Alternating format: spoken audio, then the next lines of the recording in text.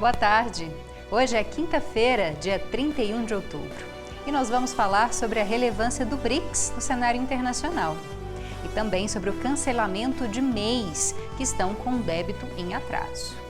Vem com a gente, o programa já está no ar.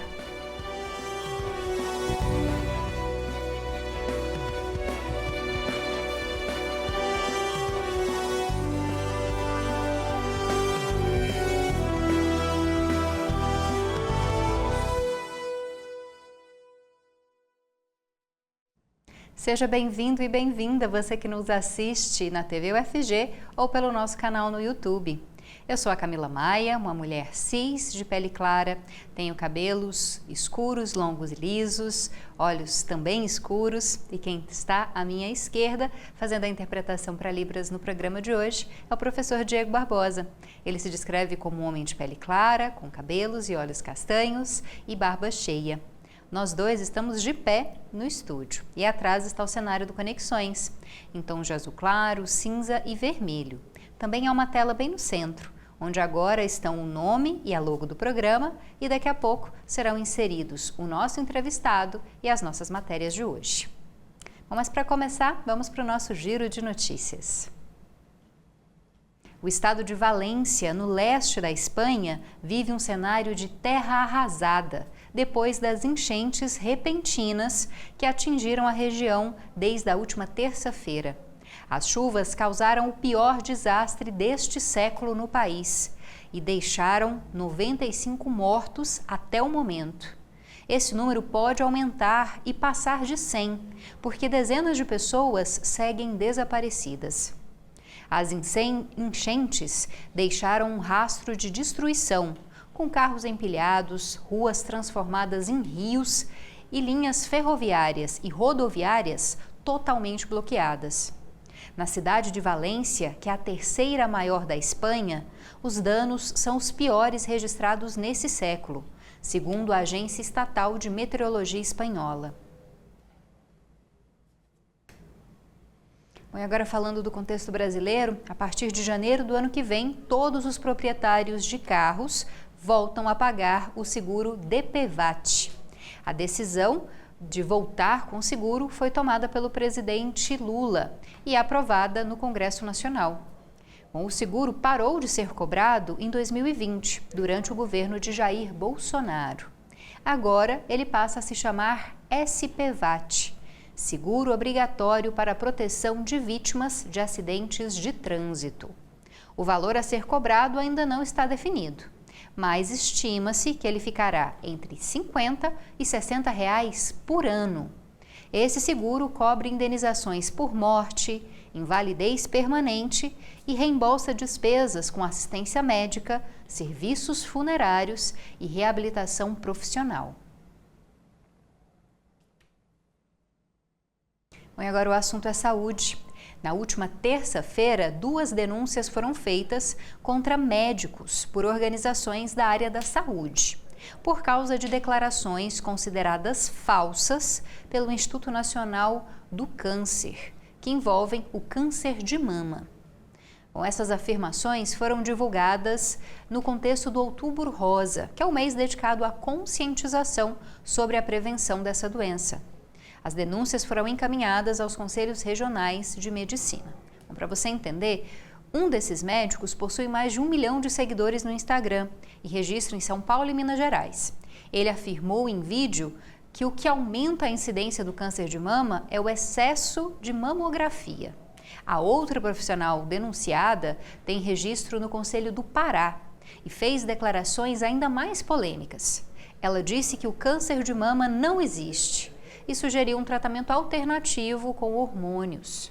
A Sociedade Brasileira de Mastologia afirmou que tem observado com preocupação o número de notícias falsas a respeito do tratamento e da prevenção do câncer de mama. E só para lembrar, deixar bem claro aqui, não há nenhum estudo científico que aponte que a mamografia aumente câncer de mama, isso não é comprovado, não é verdadeiro e é óbvio que o câncer de mama existe e tem tratamentos específicos para os diferentes pacientes. Então, se você tiver suspeitas de câncer de mama, não procure ajuda na internet, vá sim ao médico. Bom, e o Brasil tem 11 cidades que elegeram prefeitos, vices e vereadores de um mesmo partido nas últimas eleições municipais. 9 cidades estão na região Nordeste e uma está aqui no estado de Goiás, e é o município de Perolândia. Bom, a gente muda um pouco o nosso assunto para continuar falando de política, mas dessa vez de política externa, também de economia. Bom, foi realizada na última semana a 16ª Cúpula dos BRICS, na Rússia. E esse encontro demonstrou o potencial dos países que fazem parte do grupo de mostrar força no cenário internacional, como uma plataforma para que os países do sul global se reúnam, cheguem a acordos e projetem as próprias políticas. Até o final do ano passado, o BRICS era composto por Brasil, Rússia, Índia, China e África do Sul. Mas a partir desse ano, passou a ser integrado também por Egito, Irã, Emirados Árabes Unidos e Etiópia. Bom, para falar mais sobre a relevância desse grupo e também o que foi debatido na última cúpula, nós vamos conversar com o André Pitaluga, que é doutorando em História e pesquisador da área de Política Externa Brasileira. Ele que vai chegar para conversar aqui com a gente de forma remota. Olá, muito obrigada pela sua presença, seja bem-vindo ao Conexões. Muito obrigado, eu que agradeço o convite. É um prazer enorme poder participar aqui dessa conversa sobre política externa. Bom, para a gente começar, gostaria que você explicasse para a gente bem rapidamente o que foi discutido de mais importante nessa última cúpula. Sei que existem algumas decisões polêmicas, né, em relação a essa última reunião, de veto a alguns países de entrarem num grupo seleto do BRICS, né? Explica melhor para a gente, André. Essa reunião da última semana, ela marca a presidência da Rússia à frente dos BRICS. É um momento muito importante porque ela marca a expansão do bloco. Não só o aceite desses 5 novos membros plenos, mas também é discutido uma ampliação de membros associados.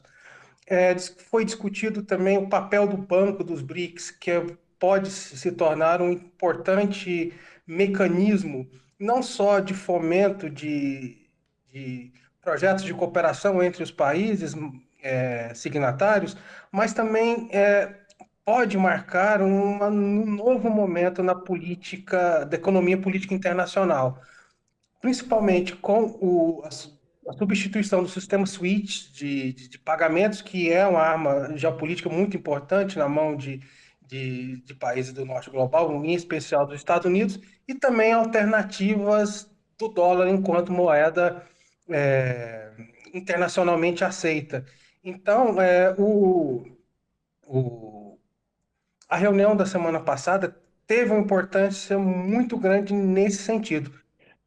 Com relação à expansão desses novos membros associados, talvez a questão de maior polêmica tenha sido o veto brasileiro ao ingresso da Venezuela. Porém, a gente tem que analisar esse sentido também no nosso contexto regional, em que a própria Venezuela assumiu certos compromissos com os acordos de Barbados e até agora o seu último pleito eleitoral não cumpre é, os requisitos que foram acordados por eles mesmos. E o Brasil, utilizando-se da sua posição como membro pleno e fundador do BRICS, ele acabou vetando. E mostra que dentro do bloco o Brasil também possui uma relevância, sendo que esse veto foi aceito pelas demais nações. O Brasil teve um papel importante no veto da Venezuela, como o senhor disse, né? E também da Nicarágua. O que motivou também esse veto em relação à Nicarágua? Dá para a gente entender um pouco também por causa de questões políticas aqui da região? Sim, as relações com a Nicarágua vêm apresentando problemas já há um certo tempo, né? As relações já estão estremecidas, e que ocorreu com o rompimento de relações que sucederam. E esses problemas dentro da plataforma de política latino-americana levaram com que o Brasil se afastasse politicamente desses países, o que levou a esses vetos. André, você falou da importância do BRICS, né, para a criação aí de novas formas de comércio, principalmente em relação a esse sul global, né, que são os países que estão fora desse eixo dos países mais ricos, principalmente, né, Europa, Estados Unidos. E para o Brasil também é importante a relação comercial que ele tem, né, com esses países do BRICS. Vi recentemente uma notícia que aponta que as exportações brasileiras estão crescendo tanto que elas já são maiores entre os países do BRICS do que com os Estados Unidos e alguns países da Europa, né? Sim, a China já é o nosso principal parceiro comercial já há algum tempo. E os demais países também representam um grande mercado consumidor para os nossos produtos. Não vamos lembrar que agora, com essa expansão dos BRICS, esse bloco vai ser detentor de grande parte da produção agrícola mundial e também da produção de petróleo, o que faz do bloco uma grande potência no que se diz respeito à produção energética do mundo. Então, para o Brasil faz muito sentido fazer parte do bloco e ter uma participação ativa nele. Lembrando que a presidência, a diretoria do Banco dos BRICS é de uma brasileira, da ex-presidente Dilma Rousseff. Para a gente finalizar, André, como é que anda a proposta aí de a criação de uma outra forma de negociação, né, de uma negociação que não seria feita mediada pelo dólar, né, pelo valor do dólar a partir do BRICS? É uma, São alternativas que ainda estão em processo de desenvolvimento. Ainda não há uma proposta concreta com relação a esse sistema, mas é uma aspiração que existe dentro das principais potências do BRICS, principalmente no caso de Rússia e China, que possuem aspirações geopolíticas de maneira mais abrangente e que necessitam se libertar da obrigação do dólar como moeda corrente de negócios internacionais. É um processo que ainda está no começo, mas é um processo que tem potencial para que se desenvolva e gere alternativas viáveis no nível de comércio internacional. Tá certo, a gente conversou então com o André Pitaluga, que é doutorando em História e pesquisador na área de Política Externa Brasileira. Muito obrigada pela sua presença, espero que a gente possa conversar em outros momentos sobre outros assuntos relativos, né, à política externa brasileira. Eu que agradeço, fico muito feliz pelo convite e já me coloco à inteira disposição. Sempre que vocês precisarem, pode entrar em contato. Tá certo, combinado. Boa tarde, André. Boa tarde. Agora a gente vai para um rápido intervalo e daqui a pouco volta com informações importantes para quem é MEI, está com dívidas em atraso. É possível que o seu MEI seja cancelado. Então saiba mais informações sobre isso no próximo bloco.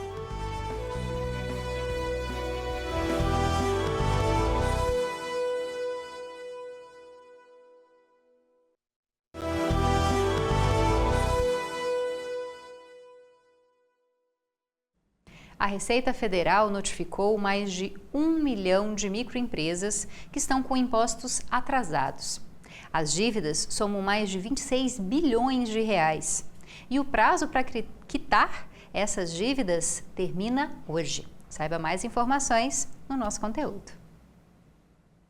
É isso mesmo, termina nesta quinta, dia 31 de outubro, o prazo que os atrasados receberam para quitar dívidas com a Receita Federal e, assim, evitar problemas.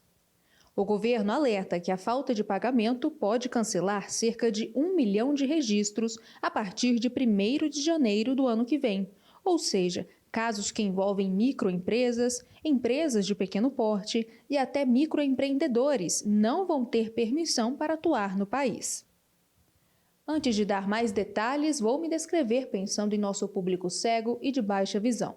Meu nome é Janaína de Oliveira, sou uma mulher negra de pele clara, tenho olhos castanhos, meus cabelos são castanhos cacheados na altura dos ombros.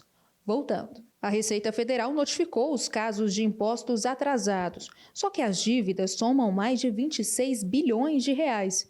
O melhor caminho para quitar é a área do Simples Nacional, que fica dentro do site da Receita. O endereço aparece aqui na tela, receita.fazenda.gov.br. Atenção para o limite de 60 parcelas mensais. Também vale lembrar da opção de pagamento à vista. Quem resolver esse problema dentro do prazo dado pela Receita Federal não vai perder o registro. Sempre é bom ficar de olho nisso, não é? Volto com vocês no estúdio.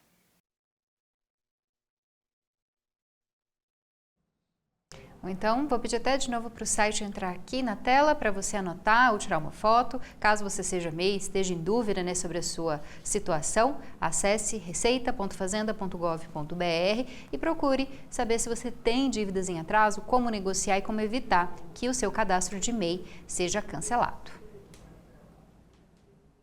E agora a gente fala de uma polêmica aqui do estado. A professora de Geografia Roberta Batista foi demitida de uma escola em Padre Bernardo, 4 dias depois de perguntar para a secretária estadual de Educação, Fátima Gavioli, o motivo dos professores contratados não poderem acompanhar filhos ao médico e terem a falta abonada por atestado. Esse questionamento foi feito durante uma live realizada na última quinta-feira, na quinta-feira da semana passada, dia 24. Nesse momento, a secretária conversava com servidores sobre a reestruturação do plano de carreira dos professores. E ao ler a pergunta da professora Roberta, a secretária respondeu que ela não era obrigada a trabalhar. Bom, em nota, a Secretaria Estadual de Educação negou que tenha existido algum tipo de perseguição com a professora que foi demitida e disse que encerrou o contrato dela porque ele já estava vencido. O prazo máximo de contratos temporários é de 5 anos e a professora Roberta estava na rede desde 2018. Bom, a nota explicou também que todos os contratos temporários estão sendo revisados e que os desligamentos começaram depois do encerramento do período eleitoral.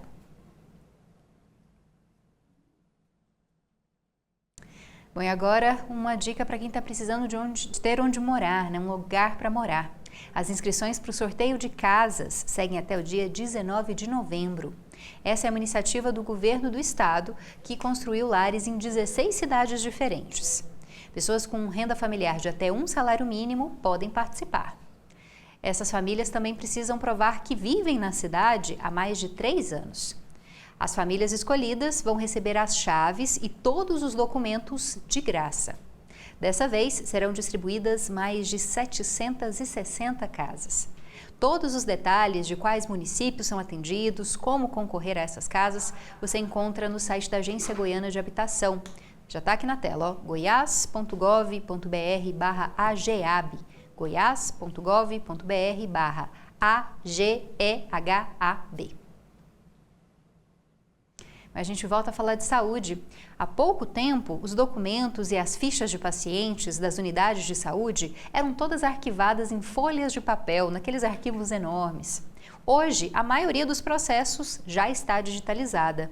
E, recentemente, uma pesquisa nacional apontou um crescimento significativo de unidades de saúde que já aderiram ao uso de sistemas eletrônicos e de inteligência artificial. Cerca de 92% de instituições e estabelecimentos de saúde já implantaram tecnologias da informação e comunicação, as chamadas TICs. Isso é o que aponta a pesquisa TIC Saúde 2024, realizada pelo Centro Regional de Estudos para o Desenvolvimento da Sociedade da Informação. Mas antes de continuar com o assunto, vou me apresentar. Sou Amanda Dutra, uma jovem mulher de pele clara, com cabelos curtos, crespos e escuros, e olhos também escuros. Voltando, uma das novidades do levantamento de abrangência nacional feito nesse ano foi o do percentual de médicos e enfermeiros brasileiros que têm alguma capacitação ou formação na área de informática em saúde. Apenas 23% desses trabalhadores possuem essa qualificação. Conversamos com a coordenadora da pesquisa, Luciana Portilho, a respeito do que esse dado representa. Então, é importante que a gente, com essa maior produção de dados no Brasil, né, no setor da saúde, que esses profissionais saibam como usar, como se beneficiar desses dados, tanto para um diagnóstico, para um tratamento do paciente, mas também para um contexto de saúde pública, né, para acompanhar a saúde do cidadão de uma maneira geral.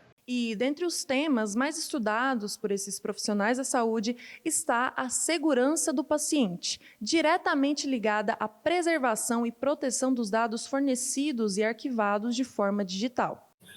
Os dados da saúde de 2020, da TIC Saúde de 2024, eles até mostraram que entre as ferramentas de segurança da informação que a gente investiga, houve um aumento significativo no uso de ferramentas de criptografia de dados. Então, isso é interessante porque a gente está vendo que da parte dos estabelecimentos também está tendo uma preocupação em buscar novos tipos de ferramentas de segurança da informação que trabalhem com esses dados e que forneçam uma maior proteção. Por outro lado, tem um outro indicador que a gente investiga algumas medidas relacionadas à Lei Geral de Proteção de Dados Pessoais, né, a LGPD. E as instituições públicas, principalmente as unidades básicas de saúde, são as que mais avançaram na implantação de sistemas eletrônicos no serviço oferecido. De 2022 para cá, o crescimento foi de 85% para 97% das unidades com essas tecnologias. Isso impacta também, por exemplo, nos tipos de dados dos pacientes que estão disponíveis. Então, a gente viu que 95% das UBSs, elas têm a informação em formato digital sobre quais vacinas os pacientes tomaram, 86% delas mantém o histórico do paciente em formato eletrônico, 76% tem dados sobre admissão, transferência em alta também. Então, isso são dados positivos, são resultados positivos que a gente vem acompanhando. Segundo a pesquisadora, é importante que os profissionais da saúde conheçam cada vez mais as tecnologias e estejam preparados para utilizar essas ferramentas para diagnósticos, tratamentos e análises de imagem, inclusive para explicar melhor aos pacientes.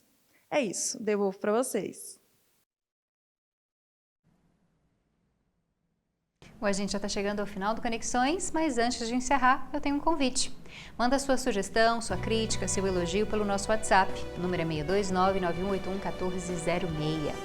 Você também pode acompanhar os conteúdos da TV UFG por meio das nossas redes sociais. A gente tem Instagram, Facebook, X, TikTok, YouTube.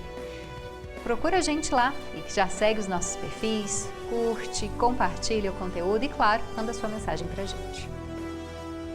Eu e o professor Diego ficamos por aqui, agradecendo a sua companhia e a sua audiência e te convidando para fechar essa semana com a gente amanhã, sexta-feira, aqui na TV UFG, ao meio-dia. Muito obrigada, forte abraço. Tchau, tchau.